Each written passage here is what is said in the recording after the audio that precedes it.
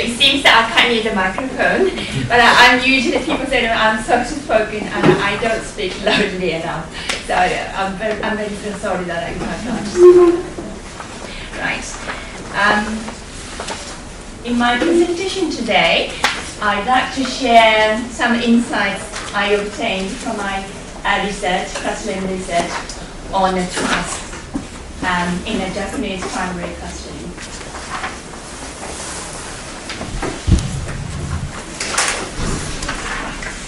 And this is an overview of today's talk. I will introduce and background of the study, referring to the curriculum and an identity issue with the curriculum, in particular issues with the task. Then I will introduce theoretical framework I use in this talk, that is an ecological perspective. Then, based on such theoretical understanding, I will present a data analysis of a story-based teaching.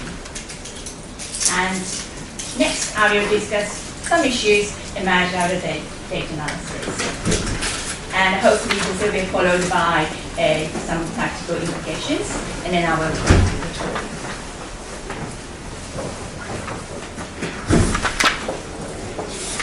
Right, so as we are experiencing, English has been introduced into the primary curriculum in many parts of the world, reflecting globalization and the resulting need for English. And this has resulted in a commonly shared goal in a primary curriculum, that is the development of a communication abilities. So in the case of Japan, in the current curriculum, the goals are defined as a foundation of communication abilities, development of foundation of communication abilities.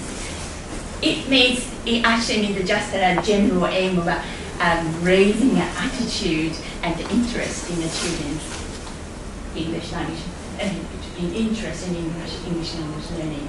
However, from 2020, we will experience a major curriculum change, and primary school also introduced a more formal type of English instruction.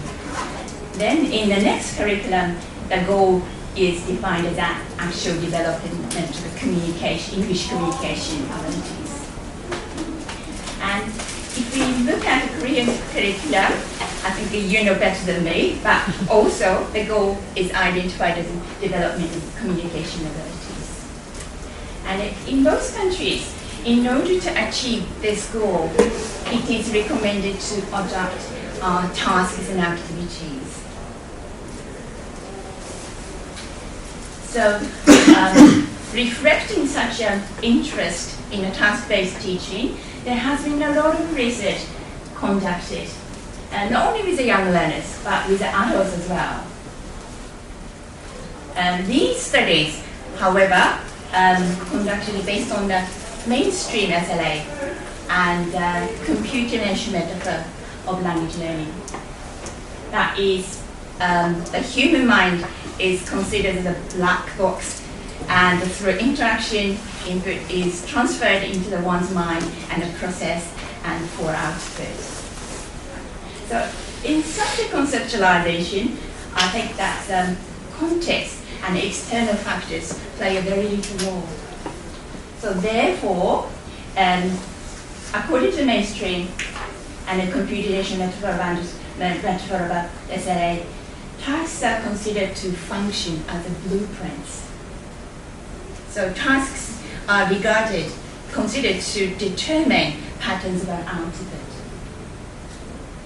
But we teachers perhaps already noticed that what actually happens in the classroom is different from what is planned initially.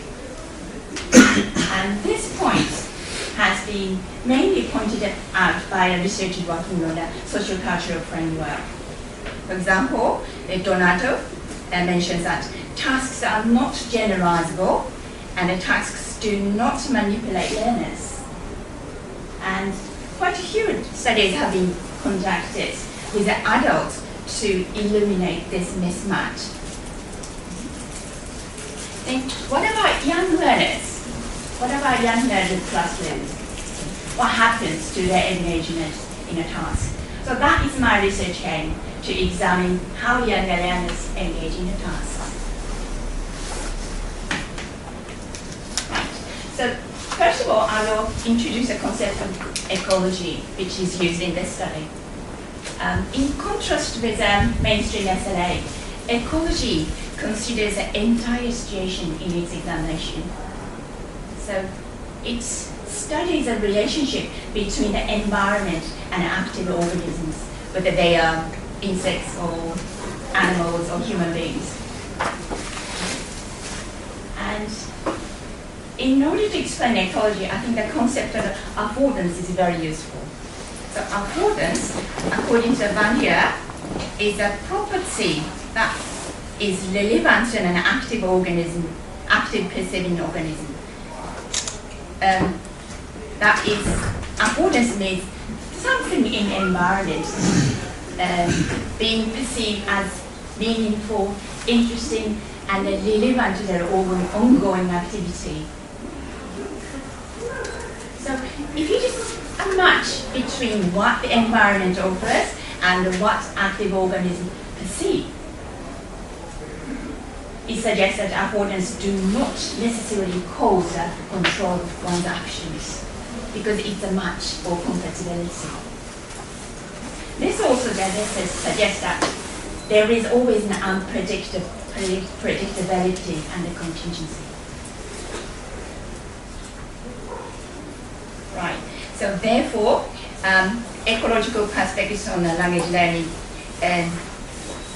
assumes that language learning is a contextualized in nature. And Young, De Palma, and Garrett mentioned that classrooms are contexts where complex non-linear dynamics unfold as intentionally driven learners interact with a purposely designed learning environment. Therefore, it is assumed from this perspective that tasks do not guarantee intended outcome, because active learners have to perceive and make use of a language relevant to them. Right. So there are two conditions of learning from an ecological perspective. For learning to occur, there has to be two elements, that is access and engagement. So access, if the learners have to use a linguistic language in the environment, you have to make sure that there is an access to that linguistic information. However, that is not sufficient, but there also has to be an active engagement by the learner in an activity, enabled by their emotion, interest, and perception. And this is very much a human nature of language use. Curriculums often overstress the linguistic side, but I think we shouldn't ignore the emotion and engagement. So therefore, task design is to provide a rich activity space, which access to a linguistic information is assured and engagement prompted. Right. So what do we do to analyze tasks from this perspective? So if we conceptualize that the task performance depends on the interaction of the learner and the task, we've got to look at the two dimensions. This is suggested again by Van Leer. We've got to look at one, planning, and two, improvisation. Van Leer actually didn't specifically talking about task analysis. He was talking about education and teaching in general. However, Cameron specifically talking about task analysis, and she suggests to look at the two constructs, that is task as action and a task as plan and a task in action. So firstly, task as plan, that is what is planned. Task as plan is what is planned initially. In other words, what kind of learning conditions are created. However, that is not sufficient as we so. We also look at a task in action, that is what actually happens when the task is used with a particular class.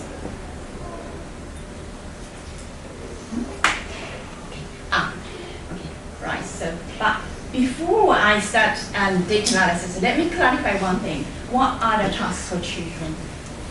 Usually for adult learners, tasks ought to have a real life, authentic goals and outcomes. But for young learners, what is real and what is authentic, not quite clear. So again, this is suggested by Cameron, but in my study, the task is considered as kind of a unit of a lesson which is appropriate and meaningful for young learners with clear learning goals and a beginning, clear beginning and a clear end. It's a kind of a unity in a lesson. Right, so this is my research question. How do young learners approach and make sense of a task? That is, I want to examine the nature of learner engagement in a task.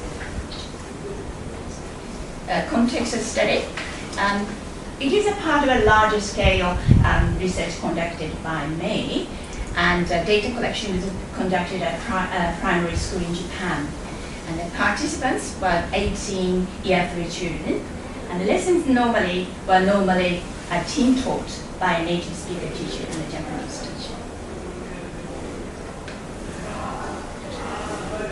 And the task used in this study is a storytelling. Storytelling, as recently pointed out by British Council research by Copeland, but it hasn't been used very much in a primary English. However, I think everybody knows that there is a greater potential for creating a rich ecological environment, because it offers a rich, authentic language use and multi-channeled access to a story content, and it's capable to immerse young learners in an imaginative world and offers enjoyment and learning. Right.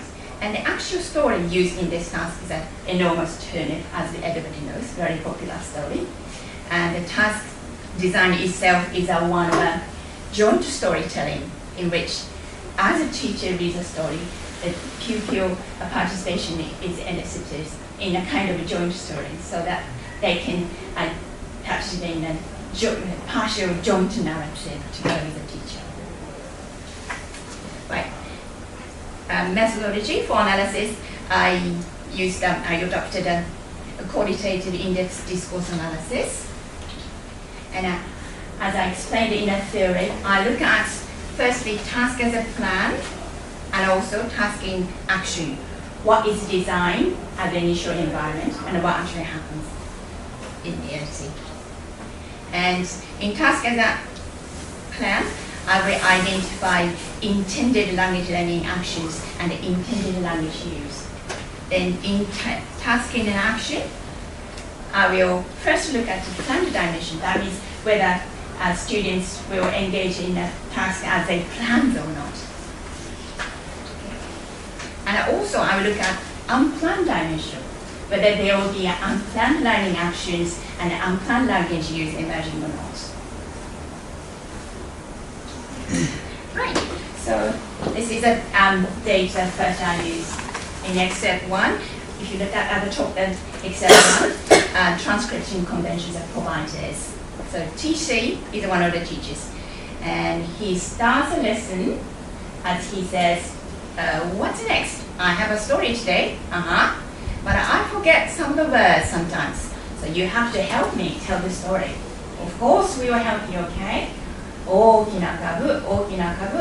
It means in English enormous turnip. Okay? Right. So what's happening here? And if you look at the task as a plan, teachers are giving a framing. The intended action in a task as a plan is giving a framing. In framing means the teacher's trying to explain what's going to happen. He's going to read a story, but he forgets some words. He needs assistance from the student. That's what he's explaining. And the language use intended here is not that of production, it's a comprehension, listening and understanding what the teacher is explaining. So task in action, what happened?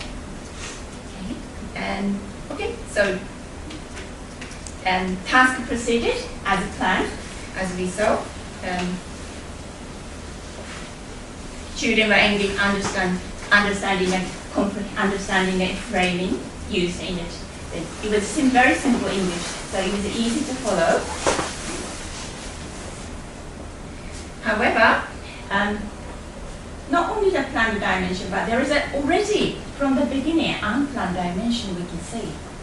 In line 5, one child, the shorter says, in Japanese, although it was in L1, he says, enormous turnip. That means he's already giving a comment initiated from his own will. So I call this action additive talk. He's giving a comment initiated by himself. So next excerpt. In this excerpt, the teacher starts to read a story. So underlines means he's reading a text. The man is hungry. He wants to eat the laugh. What is it? Turnip. Oh, thank you, turnip. Turnipって何? What is turnip? 株だよ. It's turnip. The man is hungry. He wants to eat the turnip. Okay. So, judging from the discourse data, task as a plan is the action of eliciting a predetermined word from the students. That is a turnip, the word turnip. Okay. And yes, when we look at their performance, they performed as planned. They successfully managed to provide an elicited word, turnip. Okay. However, there is also an unplanned dimension, which was in line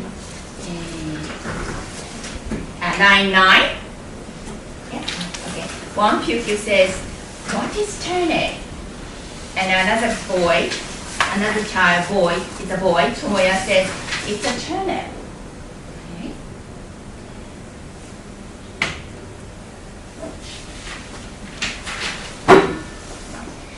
Again, this is something teacher didn't expect of her. Pupils are engaged in a peer inquiry. Although it was in a first language, they were asking questions to each other. And that was something teacher didn't anticipate would happen. Again, this tells you the level of students' engagement and interest, and their desire to wanting to learn what it means, what the new word means.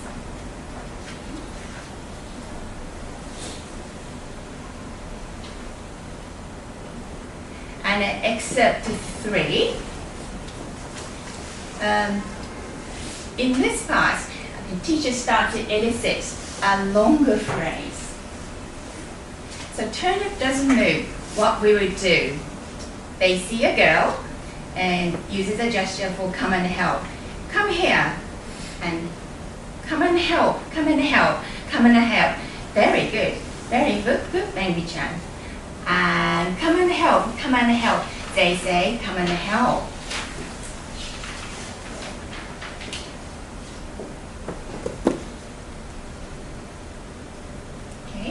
So again, if you look at the task as a plan, the intended action is a production of an elicited phrase.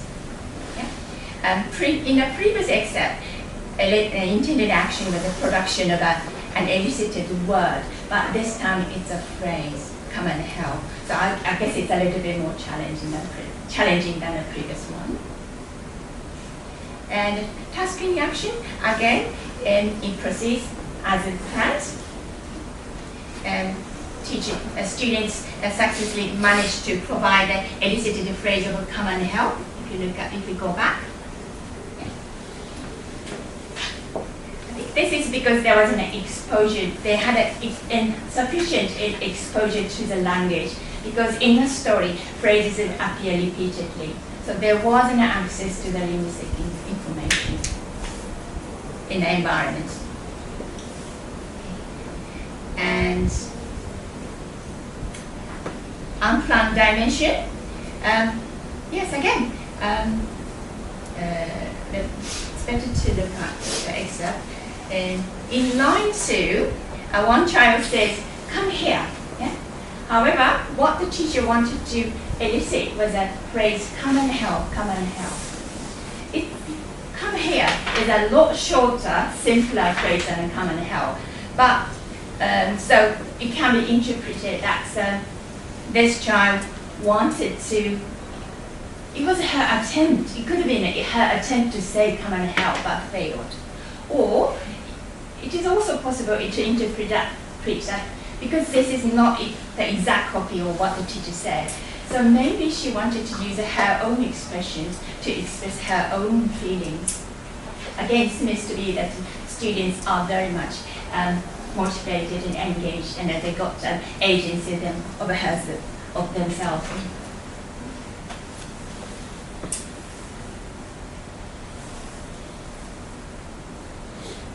Right, and at task 4, the teachers continued to elicit the phrase, come and help, come and help. Yeah?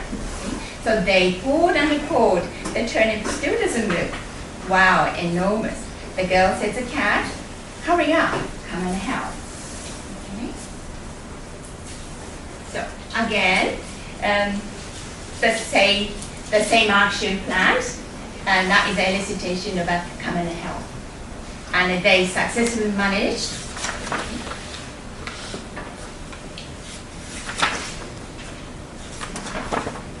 and once again, however, if you look at line 4, one child says, hurry up. Just like in the previous excerpt, hurry up is not something the teachers wanted to elicit. Okay? And it's not shown in this excerpt, but later in the discourse, another child said, help me as well. So these phrases are very simple, again, very short formulaic phrases, perhaps learned as a chunks, not broken down and recombined. But I think this is a very active example of an active language use, because hurry up is something they learned somewhere in the past. And this child is applying this phrase in a totally new context.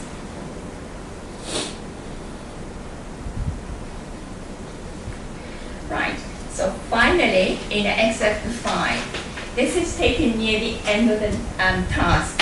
So this time the teacher, sorry, it's very small. The teachers are trying to elicit all the names of characters appeared in the story. So come and help. They see a mouse, come and help, they say. Paul says of a woman, squeak, squeak, mouse. The mouse pulls a cat, the cat pulls a dog, the dog pulls a girl, the girl pulls a boy. And then it continues, this sort of elicitation continues. Okay. So, the intended action is, as I explained already, is the elicitation of all the names of characters appeared in the story. And children,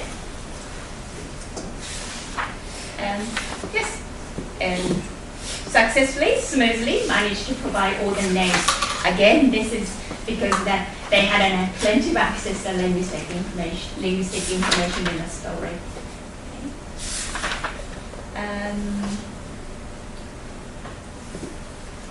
However, let's say, what about line 7, Tomoya? You notice the one child, Tomoya,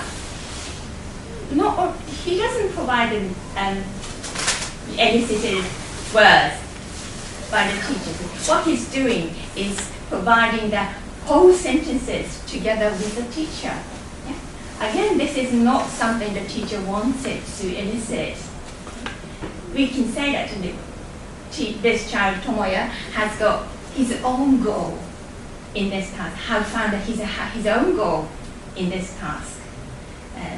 Therefore, he's providing the whole sentence, not the required simpler names of the characters.